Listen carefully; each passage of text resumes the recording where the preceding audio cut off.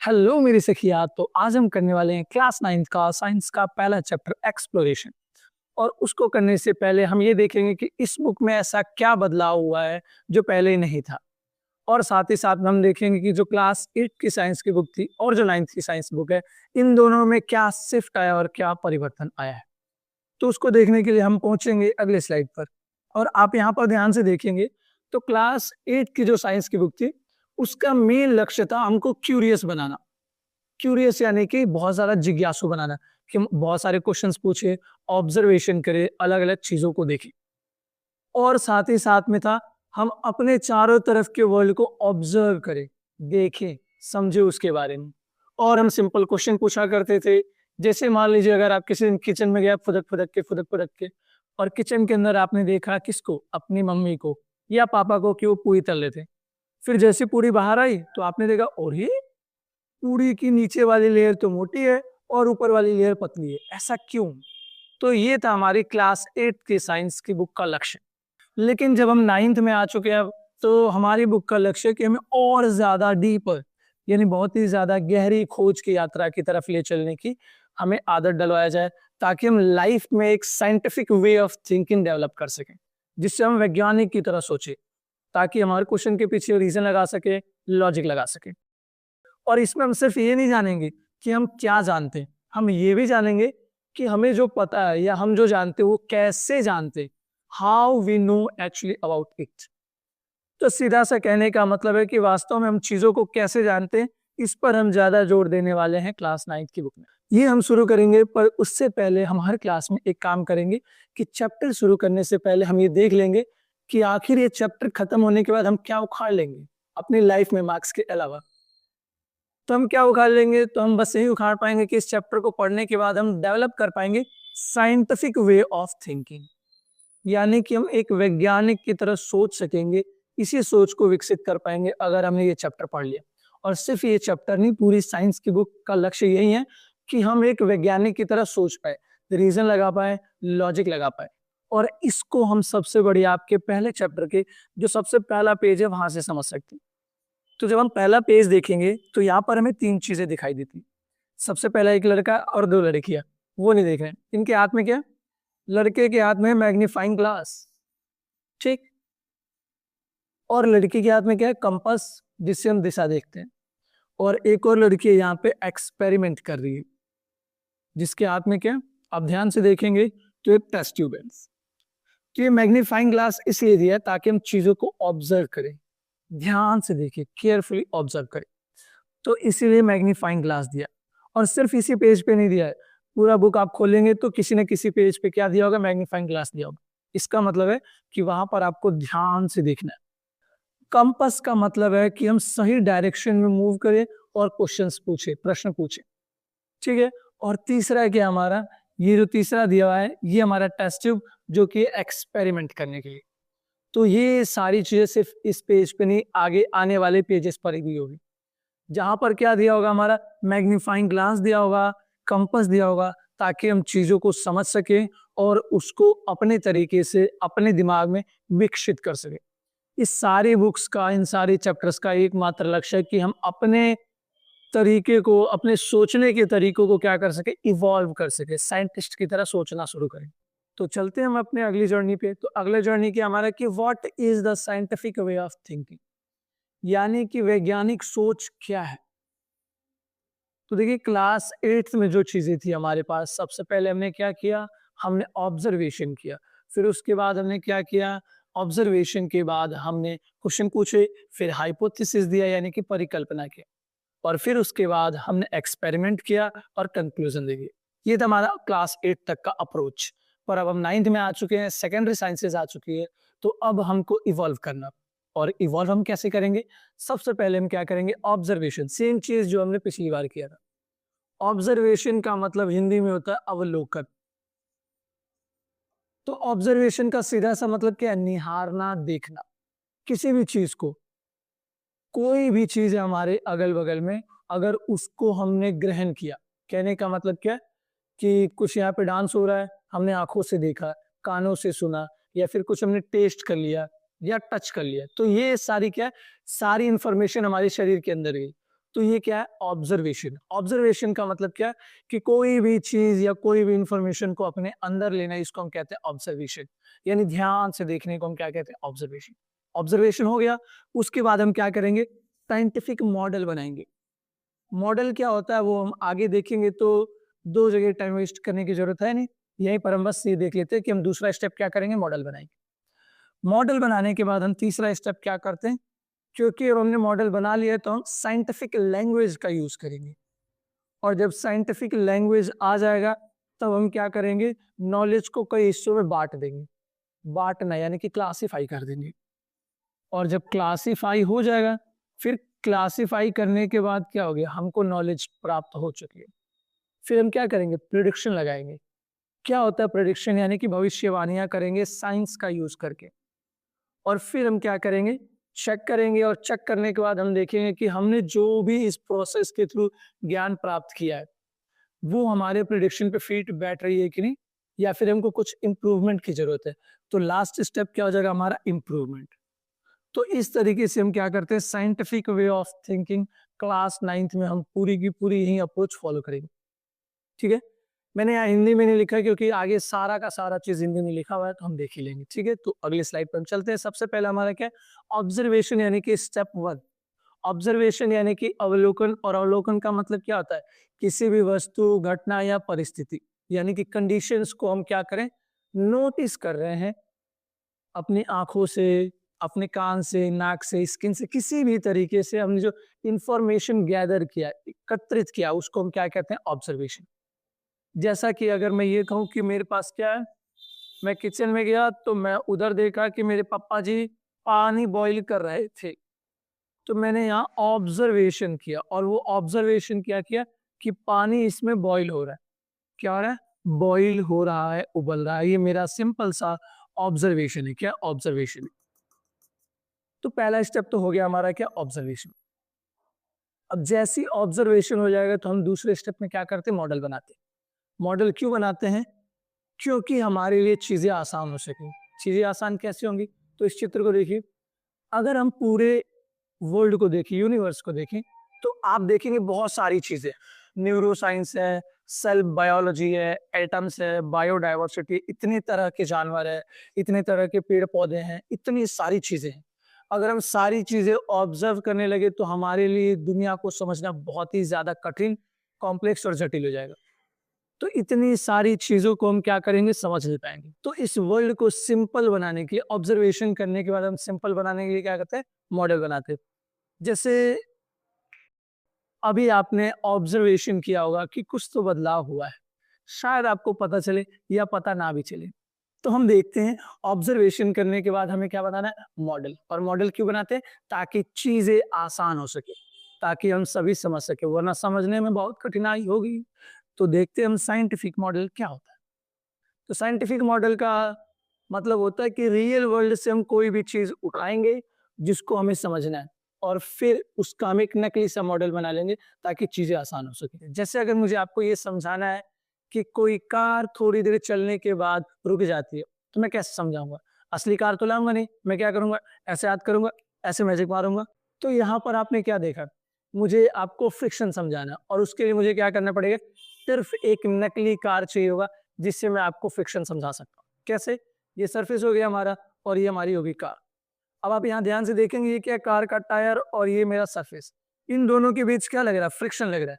जब भी कोई चीज चलती है, तो उस पर क्या लगती है? फ्रिक्शन, यानी घर्षण जो रोकती है उसको, जिसके कारण ये कार क्या हो जाएगी? रुक जाएगी।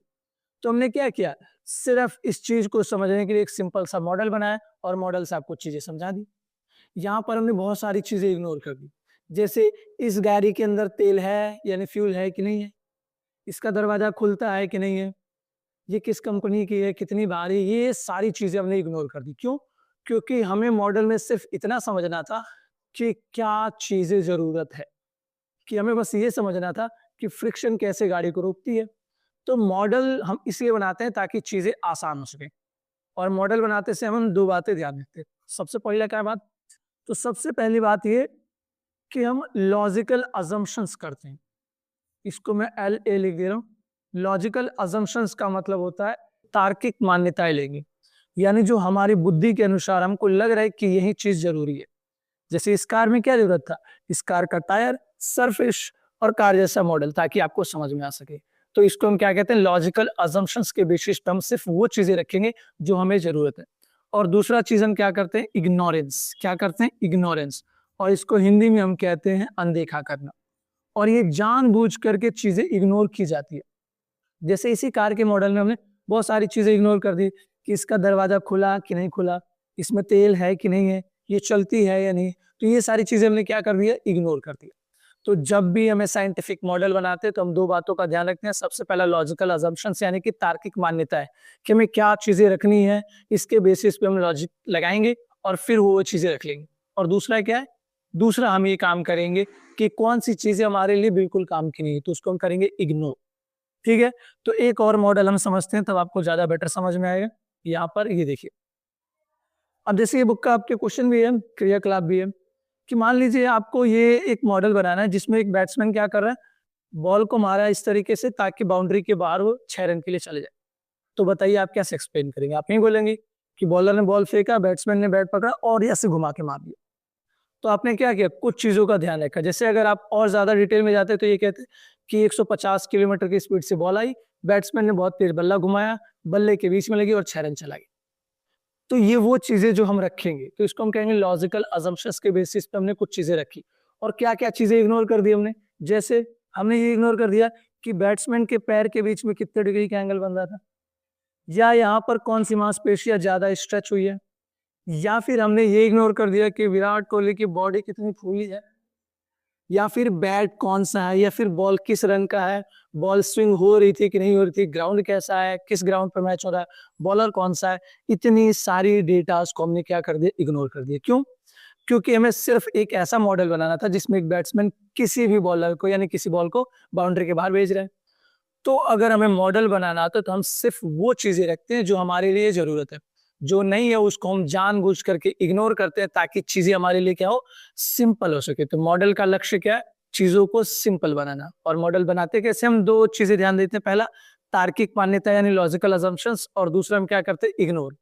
और यहाँ पर वो चीजें लिखी हुई है, आप अपनी कॉपी में उतार सकते हैं यहाँ पे अगर उतारना है तो, नहीं तो पीडीएफ मिल जाएगी।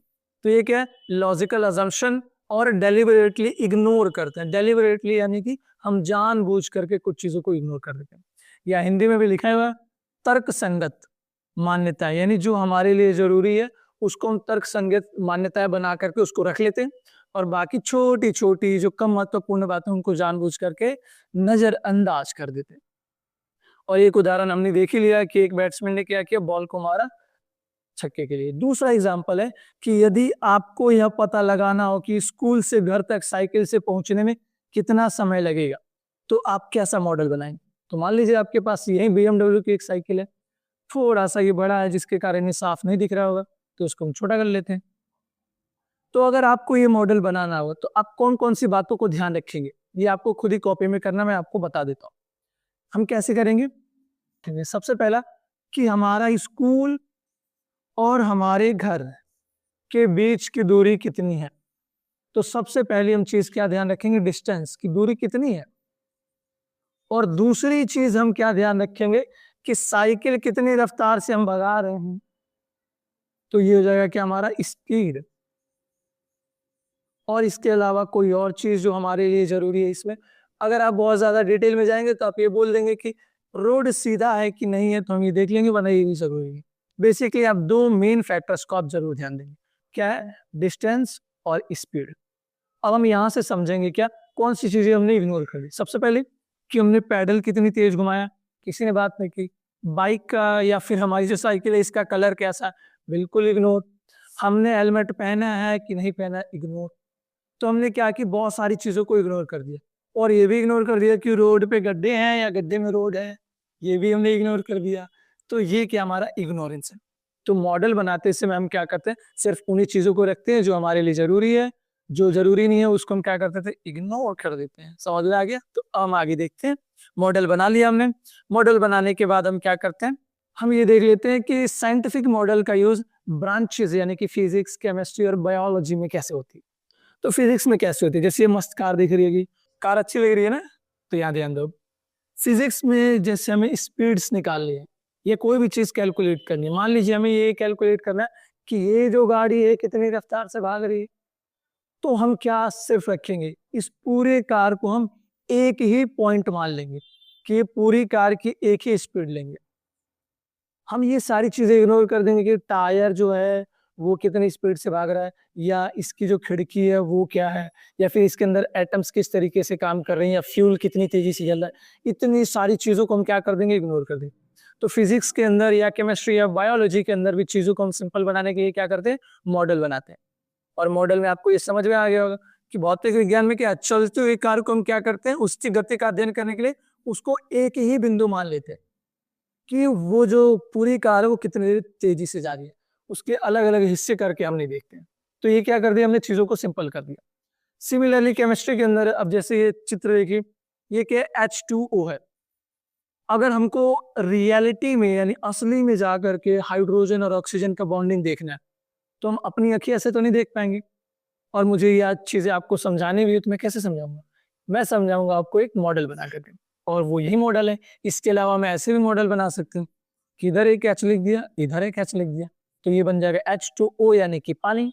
तो केमिस्ट्री के अंदर जो हाईली कॉम्प्लेक्स यानी कि जो बहुत ही जटिल एटम्स है, मॉलिक्यूल्स है, उनको समझने के लिए हम क्या करते हैं, मॉडल बना लेते हैं। एटॉमिक मॉडल जो हमें पढ़ना भी है इस साल केमिस्ट्री के अंदर हो गया। सिमिलरली हम बायोलॉजी के अंदर भी करते हैं। अगर हमें ये समझना है कि हमारा दिल दिल कैसे काम करता है, तो हम क्या करेंगे, हम सिर्फ ये देखेंगे कि ब्लड इस रास्ते से आ रहा है और फिर इस रास्ते से हमारे शरीर में चला जा रहा है। जब हम ये 10th में पढ़ेंगे तब आपको ज्यादा बेटर क्लियर होगा। और साथ ही साथ में यहाँ पर ब्लड आ रहा है, वो दूसरे रास्ते से हमारे फेफड़े यानी कि पल्मोनरी यानी लंग्स में चला जा रहा है। ठीक है, तो हमने यहाँ पर क्या देखा कि अगर हमें हार्ट का वर्किंग यानी फंक्शन समझना है, तो हमें बहुत सारी चीजें इग्नोर करनी है। जैसे हमें ये नहीं समझना है कि इसके अंदर ये जो टिश्यूज है वो सही से काम कर रही है या नहीं कर रही है। हमें ये नहीं देखना है कि हर टिश्यूज का क्या काम है। हमें ये नहीं देखना है कि वो जो सेल्स है वो किस तरीके से अपने अंदर एनर्जी बना रही है। हमें बस यहाँ पे हार्ट का फंक्शनल देखना था और हमने वो देख लिया। हमें इसमें सिर्फ हार्ट का फंक्शन देखना था कि वो किस तरीके से काम करता है, तो उसको हमने देख लिया। बाकी चीजों को हम क्या कर देंगे, इग्नोर कर देंगे। अगली स्लाइड पर जाने से पहले हम क्या करेंगे, एक स्टोरी सुनेंगे। तो एक में मेरी सखी है, बहुत प्रिय सखी है, वो आई मेरे पास और वो तैयारी कर रही थी, तो जनरल नॉलेज बहुत सारा चीज जानती थी। वो आई टपाक टपाक टपाक टपाक कि सखी एक बात बोलूं। तो मैंने बोला बोलो। तो उन्होंने बोला कि तुम जो मन चाहे वो क्वेश्चन पूछ सकते हो, जनरल नॉलेज का मैं एक चुटकी बजाते जवाब दे दूंगी। तो मैंने बोला भाई साहब बहुत तेज। फिर मैंने बोला अच्छा बताओ 2 अक्टूबर को क्या हुआ था। तो उन्होंने बोला कि 2 अक्टूबर को गांधी जी का जन्म हुआ था। तो फिर मैंने पूछा कि 6 अक्टूबर को क्या हुआ था। तो बोले नहीं पता तुमको, 6 अक्टूबर को गांधी जी 4 दिन के हुए थे। ये थोड़ा सा गुस्सा आया, फिर मैंने बोला कोई बात नहीं। फिर उसने बताया अच्छा बताओ क्या हुआ है। तो फिर मैंने बताया कि 6 अक्टूबर को मेघनाथ साहा जी का जन्म हुआ था। अभी मेघनाथ साहा कौन है, तो ये जो चित्र दिख रहा है इन्हीं का नाम है मेघनाथ साहा। ये इंडिया के बहुत बड़े साइंटिस्ट थे।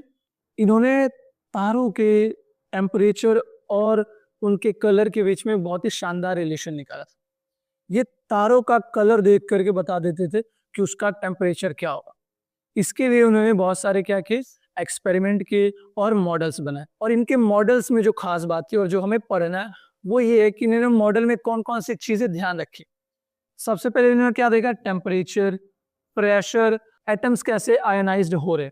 कहने का मतलब क्या कि इन्होंने सिर्फ तापमान को देखा कि अच्छा तापमान कितना होगा और उस पर प्रेशर कैसा होगा, और परमाणु के जो इलेक्ट्रॉन है वो कैसे खो रहे हैं। ये हम आगे पढ़ेंगे परमाणु के इलेक्ट्रॉन क्या होते हैं। ठीक है, सिर्फ इन्हीं तीनों चीजों को उन्होंने क्या रखा, ध्यान में रखा, बाकी चीजों को इग्नोर कर दिया। तो ये क्लासिकल एग्जांपल है कि हम किस तरीके से चीजों को इग्नोर करके किसी भी फिनोमेना को, प्राकृतिक चीजों को हम क्या करते हैं, आसानी से समझ सकते हैं। तो इन्होंने क्या किया, बहुत ही शानदार तरीके से इन्होंने जटिल बातों को क्या किया, इग्नोर किया। इन्होंने ये नहीं देखा कि वो जो तारा है उसके एटम्स किस तरीके से रिएक्ट कर रहे हैं, या उनके बीच में किस तरीके रिएक्शन हो रही है, उनके अंदर से कौन सी वेव्स निकली है। इन सारी बातों को उन्होंने क्या किया, इग्नोर किया। तो ये क्या, हम जब भी किसी भी मॉडल को बनाते हैं तो कुछ चीजें रखते हैं और कुछ चीजों को इग्नोर कर देते हैं। ये तुम्हारी बुक में था इसलिए मेरे को बताना पड़ा।